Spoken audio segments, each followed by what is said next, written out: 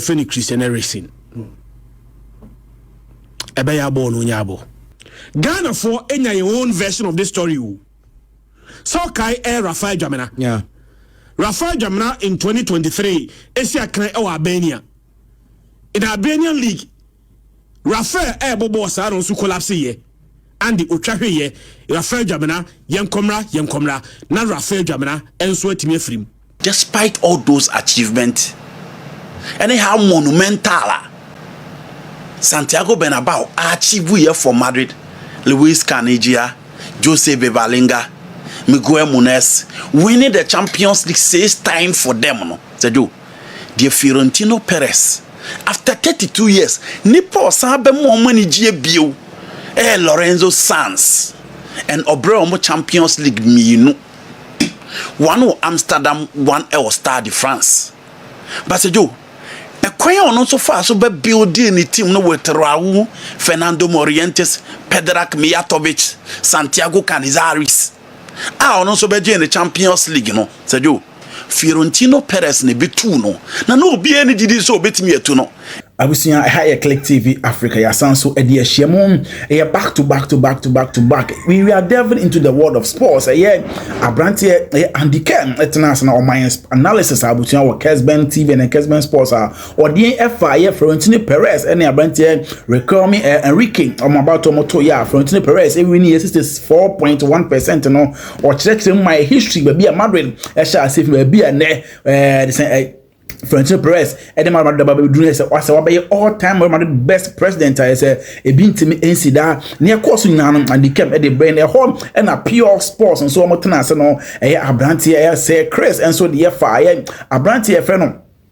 Denmark ni Abrante a yefeno Christian Ericson a okutwa ehwe yeron nansa okutwa hwe ya kekadnanka oronso ewu no Sir Kriss breaking things out today say Abrante no nyame ama no opportunity ba ko mienu etoso miensan anhwa na nyi nti onti ase de nti a onumpogo so yebobo nti be ya enka Christian Ericson enfa ne bobo nyina enfa emra wiye abusa yenkonko tie de course the series of pure FM Sir Kriss echechere the reason why tell Sir Christian Ericson about our setting that kese wabo nyina about Tottenham, about Inter Milan, about things like I say Brentford now, Bobby. They also know woman and inside me I can, and they also the Mabu and also it's me at the American a canon called the Akabeya, and Christian Ericson and retire from football Nanka Sebi on saving in life. Click TV Africa, subscribe, mammy. We are not like one, no, I can Click TV, Abusiano, we are quite Sir Kriss, we are near and the Kerm, and so in Atuaso. Kerm and Ericson. Ebayabo no nyabo. The Ubenya football any the ono so betimi de ama football bia no andi o de ama football awie the ono so benya free football mu no wanya awie onye football a afi na wo siso a obeka se football no onya ahwe mfiri mu na obia ni wono mu a only few people in a life am almost second chance life am my first chance now mess up. One shot second chance ma. The next time a second chance ebano and the uko.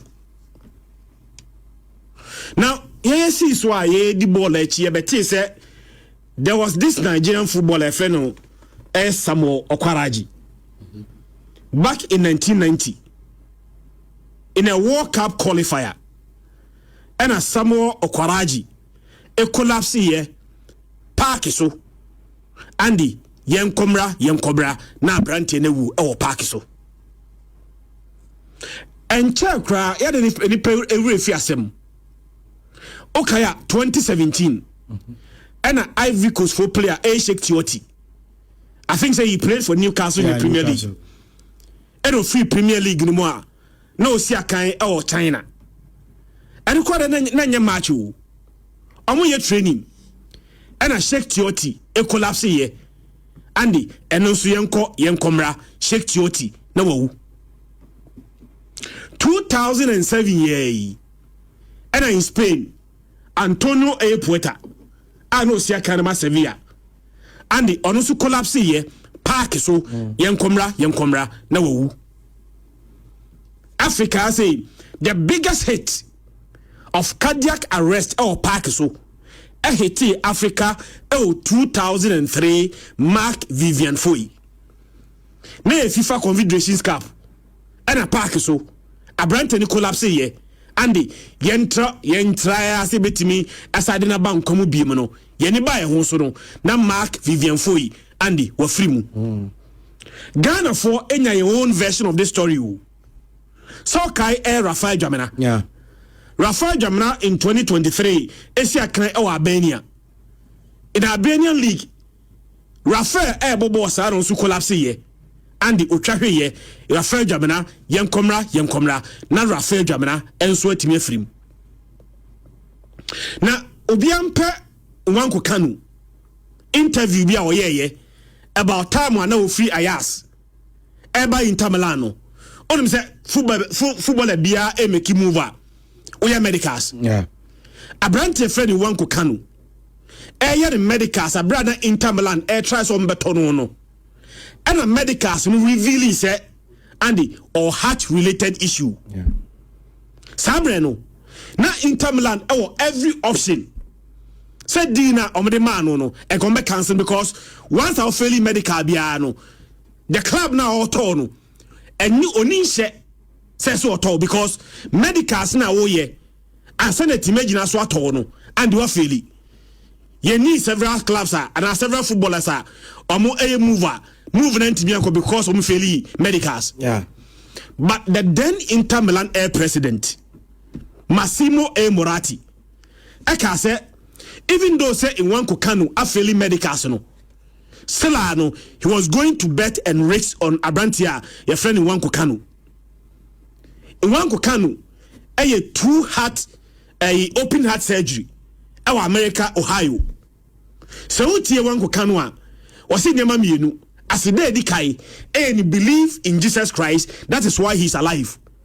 The etosu mienu asida odima Massimo A. Moratti not only any obligation say obetimi pay for the side operation okoye no but Massimo Moratti say there be abrante no onye me play ade afa na me to no me medicals no ma hu say or heart related issue kase ye operation akorete a sika ehia se betimi esa operation no wan hwa na wan kokano enya Massimo Moratti decided say Andy obe fund sa 2 operations na wan kokano eyeye no wan kokano yeye no Andy he was able to come back to the game and played for Inter Milan.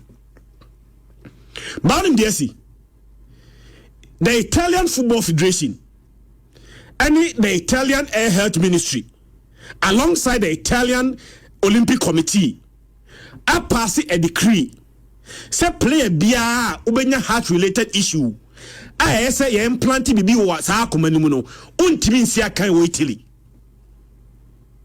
passing bia daddy so what issue with the heart na say ekoye surgery near the adibi she wakomanim a anto say be yi sa de firi wakomanim ama akoma no etimi aye adwuma normally no Andy nya de betimi asia kan e wo the Italian asase so and nya football nko an we athlete we boxer we whatever sport bia we bia no so konya heart related issue now say ye operation ade device bi sia sa akomanim ansa na akomana timi aye adwuma anti wuntimi nsia kan e wo Italy now we are samra no onim de asi death related to a cardiac arrest and a sudden heart failure no a reduce from over 3% to a little over 1%.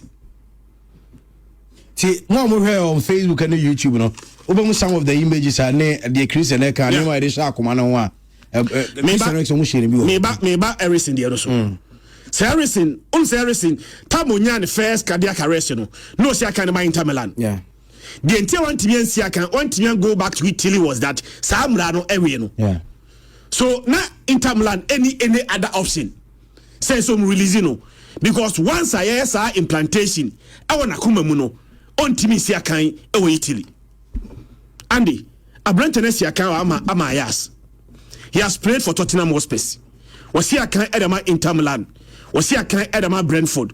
On say free Inter Milan na onya about Manchester Zukakra. Free Brentford and about Manchester United. the entire free Inter Milan. Oh, Euro 2020 no. I think that was a game between Denmark and Finland. Finland, yeah. And onya sa cardiac arrest no. And on that day no, obia no ohwe game no. Even supporters were emotionally affected. Yeah. Only say Finland players no only came back to the pitch about 2 game no, so after so mo tesa brand here no about back to life. Yeah. And Denmark for Finland for now. Normally Denmark for airborne no were so emotionally affected. So one tese a brand feno Ericson. Ne ho atono am back to life. No mo se ball no and the to aso. You have played for Ajax, you have played for Tottenham Hotspur. What's your kind of man Inter Milan? What's your kind of man Brentford? What's your kind of man Manchester United? And now you can say, and you see a kind Edma Wolfsburg. Nadia Nessie. Yeah, bought Euro 2020. And I brand to Chahye. Andy, I brand to Chahye no. Na cardiac arrest. I dear boy brand to the man team come ne. Eh baby I no see a kind. Any medicine are available. And say be a gun ha baby. And I brand to the situation now. Be uncontiasi. Because at that point, you know, you need or more extremely medical expert to be able to handle such situations. Now, akomana nyago ponde ma ye no. Ejuma akomana ye one of the organs in the body and the enhome. Akomana ejuma ne say pumping moja to all parts of the body. The body no, sawado, sawunayo, the body needs blood. Every part of your body ehia moja. It is a osha. Enfana nyago ponde akomana to ye. O say osoro. Ade tin wan fa ngo fom. Eka ebenja more pressure to pump the blood from say from Eribasoro. But a wasro no, a pumping moja at the abad down and the ohia more gravitational force to be able to do that. Na so ni mo sa akomano eja adwuma ya. Permanent damage to the brain within 3 to 4 minutes. So akoma ya adwuma yi. Se sizi se anya adwuma bi mu a. Permanent damage to the brain within 3 to 4 minutes. Within 3 to 4 minutes. Si entimi afa akomano ama back to life. Ama na anya adwuma acha 4 minutes wadwen permanent and they say. Okay. Eti abrantie friend no Ericson. Enya sa cardiac arrest in the Euro 2020 no. 2022 and call Ohio in US. Ekwaya sa surgery na and the omode adibi ahye na komam device. See a friend no implantable cardioverter defibrillator. And I'm the my image in my trend. I'm planting wo yo adibi friend collarbone. Odon safa on se kasebe wo ha. Kasebe wo ase. Biologically friend clavicle. Okay. Clavicle na se no. And I'm this machine she. And I'm connecting machine to the heart. Rechargeable. It is powered by a battery. Battery shim. Battery shim. I say yeah, Juma sa. And no, and then monitor the rhythm of the heart. As a heart, you know, a BT abnormally biana. A send electrical shock. Akwaya kuman ho Juma. Sadi we do more. One shot brand any bit me trash here and the yentimi san fadima back to life biem. Waste na kuma ho. And Sakuma no de it is under the clavicle, but it is also a diagram now. Connection now you connected to the heart. And monitor how the heart beat. Clavicle Christian ke ukum kase no collarbone normally and ukum kase no na ho yi which means so ka ba kuku no and the friend clavicle.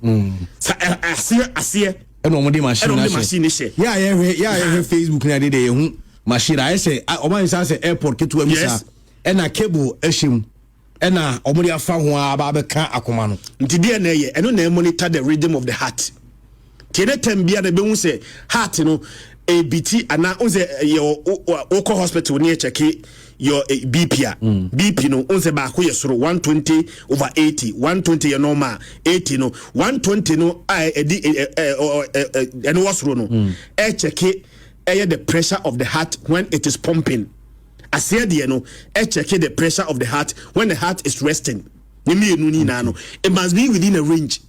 se machine na ɛda na koma ho no ehu se heart no ɛbɔ abnormally whether it is too high and now too low below sa range na and automatically na machine no ascend electric as a shock what I say na akɔ shock ya koma no na ma koma no ayadwuma yi sa di we na sha branti akoma ho ɛde nkoa na Ericson ɛgye free ball mu an sankan obi bisa o Facebook sha de wode kate of obi ka ɛde nkoa na Ericson ɛgye o football mu a ne sankan ana ball na ope daddy but untimi no bibia more than your life yeah so nothing should be secondary to your life ade ehu hia asa na otimi aye bibia aye ade your friend life when you are not alive you are not valuable so ni ma de bi ye andi adwuma ye ade e bewu ye betimi aye dabi etimi se me yare ana bibisi na se me call hospital na se me je adwuma we ho echo hospital I'll go to the hospital first because my health comes first before this job that can let you even do that ada me wo no ade antino obi adwuma be 3 days adwuma we will mourn you because bia we are invaluable to this company but how long can they mourn you 3 days life must go on the company must go on it in actual crown 2-3 days later you must be replaced and you will be replaced it a brand friend Ericson life I'm on first chance second chance the man and say he was able to walk off the field the entire team walking off the field was because of some machine na kuma ho no Sir Kriss education with Eddie Brain we and Kerm so eji baton no the studios of Kerm TV and Kerm FM and also HS the Florentino Perez Mr. Perez I ne what me a winning Madrid for more presidential Edison race no what me a winning no or any like plans I ne or Marina or bad Don Fresh I want so about and Kunati so also about how the future will be bright with Florentino Perez and Marina as we see now no about come on ye quote and the Kerm so Kerm and for Emra. There's one person and he didn't baby abeba febiano obi enya ni din border and that is Santiago Bernabeu and until now we didn't need to stadium ne so no a former player a former team manager a former coach a former president of the club or the Champions League nkwama 6 and a demao and then the early dominance of Real Madrid in European football. He was the architect and the brain behind that dominance. The Galactico, no be a Real Madrid, it was Santiago Bernabeu who started everything by assembling the likes of Paco Gento, Alfredo Di Stefano, Ferenc Puskas, and then Raymond Kopa in the early times of Madrid. Eniji eni odo Madrid France enya dia mo omu team no emi wiase no omu de omu sesi omu bo se omu ye the greatest club no Santiago Bernabeu na seti ton ni ma Real Madrid fo enya sa na yemani na even after 32 years no omu ntime ni Champions League no omu nya anwane to time Santiago Bernabeu ma Madrid fo no timi di ji o mani but so despite all those achievements and how monumental Santiago Bernabeu achieved here for Madrid, Luis Caniggia, Jose Bevalinga, Miguel Munes, winning the Champions League 6 times for them. No? The Florentino Perez, after 32 years, Nipo Sabe more money GBU, Lorenzo Sanz, and Obreo Champions League me. One Amsterdam, one Stade de France. But a quayon also far so by building the team no with Raul, Fernando Morientes, Pedrak Mijatovic, Santiago Canizares. Also by the Champions League, no, said you. Florentino Perez ne be two no. No be any did so bit me to no. And Saturday the Michele has say Raul, Ike Casillas, and Fernando Redondo. They were in full support of the president now, no, Tessono. And the Florentino Perez win a and our Tom Redondo. And the two players are no mere Spanish went me and Tom into a team no achieve a lot. You know, Obayana or the excitement every Madrid fans no. So beat me a Barcelona player. Luis Figo, Edia Basa time because na Basa kwa him. And after losing the Champions League, I was Athens in 1994. Now Barcelona entimi nko Champions League final no kura bio. Na Madrid asa be fa ho asa ba be jimi no. Oba ya. And I said you. Odi Figo buy. Okofa Zinedine Zidane buy. Into omuro mo Glasgow Handem Park no. Raul and Zinedine Zidane. Esa come 2 goals against by Ofo Leverkusen. And Madrid DJ the Champions League. Said you. After Oko you know. Madrid fa coaches bebre. Ben Schuster, Fabio Capello, Omofa, the likes of Wanderers Mbego, Wande Ramos, a lot of coaches. Omunina ba omantimi. Capello the team beji La Liga team de mao. Ramon Cadron and Timmy ama Real Madrid and Yinaso and compete with Europe to say the enough Fiorentino Perez. And it got to a time Madrid be ordinary. Thomas Gravison, Weston Drenthe. Ordinary players were playing for Real Madrid. And almost had the onosa baby. And before Ramon Cadron Obekono, they almost were didn't come obiato. But to bring the love back. So the hope, ever some of the fans, no, and of Fiorentino Perez, Efkofa Cristiano Ronaldo, Karim Benzema, and Ricardo Cacadio Mobile. And you know, Jose Mourinho so back after 2010. Or J Champions League net treble no Italy no so buy. And Madrid decided so much chasing for trophies. And I know Sir Franco can say that was the peak of Barcelona. After 92 and Barcelona winning the Champions League in 2006 was Stade de France no. So far from 2008 Ede Bana, that was the peak of the Barcelona team under Pep Guardiola. Ne nipa bebrebe busa say nwanwa say bisi sa time no omo ntimi anyi Champions League and defend. Jose stopped their dominance. He won the La Liga title by securing certain points and Madrid didn't bida. Or tries of beating at the Champions League, no, but Borussia Dortmund and Bayern Munich are man quine. And a Jose Koye. Okofa Carlo Ancelotti by. And after a go down, Portugal, Sergio Ramos Betse Cano, and my Madrid EBG Champions League. And I said, yo, from 2014 be seen there. We are talking about 12 years down the line. Champions League in Fiorentino Perez Ajima Akuma Kunsia. It is all 6 ni free. Nasa wo de ba ko na o je no Hamden Park ne beka ho a was surpass open ya friend Santiago Bernabeu okura the UEFA Champions League nkwa makoma akonson. That is the handiwork and the work open ya friend Fiorentino Perez aye. The last 2 seasons things have been tough because for Madrid to go say obeko 2 seasons trophyless na there and now they say Real Madrid fans e be entertaining and no nema Ericson recall me almost one starting terms to be competing no but so Joe she players or kofa omudinachi I mean the former players. Raul is a tough figure in the Madrid team.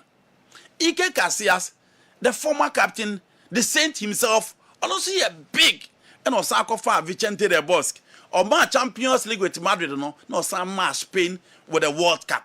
Into Oma no omudinachi in Fernando Hierro and so a former captain. And it's also here between the range of 1996 Eddie Babeba the late 2010s on captains on mobile Madrid in an opening a coffee. And you know these are big guys in the dressing room of Madrid. These are guys are Madrid fans in new Omwagro and no coffee mudinity. Until within a short stint, do you look at the percentage that would Timina at the pushing Fiorentino Perez. Perez is huge, 79 years. But Joe, the competence, the knowledge, anyhow city game, national. He's the greatest president of Madrid Fuenya. And Italians now, Omukofa presidency by so far as football near concern. And Omusika sem kofem. And the standard na Milan, Inter, Juventus do Omuatua, not those early 90s. All the big players in the world, person Omukoboma, these teams. No, the Barcelona and Madrid, Esosono. Barcelona and Madrid are maintaining that standard. So big players should be playing for these clubs. And Madrid, they said, on much time and again, say, our team is big and they need big players. Say, maybe on beat me as some bomb. And Nipa or Masadiano, one maintaining the standard of that quality, no, a Fiorentino Perez. It is a joke. Nansen will losing the popularity kakra because fans may go to the extent of so omo behuru na o players a oji omo de omo so omo behuru omo ne de we losing the popularity kakra but I don't think Ericson require me that figure so be person to Fiorentino Perez na ma obetimi eto nti na me so obewe ne but na me say expect say because of the followers omudi nkrofo na require me for nti na obetimi push Fiorentino Perez and you know obi antimi push Perez in recent times that is said the Enrique require me etimi ayen the world of sports football and media broadcast my channel we also subscribing kwa dia busuya football politics and then entertainment you better hobby ya mfanyane mo when you enjoy we and check different one best about see Kriss busuya isi just wa ye kanum and check kra you bet you so dey so ba down click TV of subscribe we are now like one or comment can click TV abusuya no ye be san share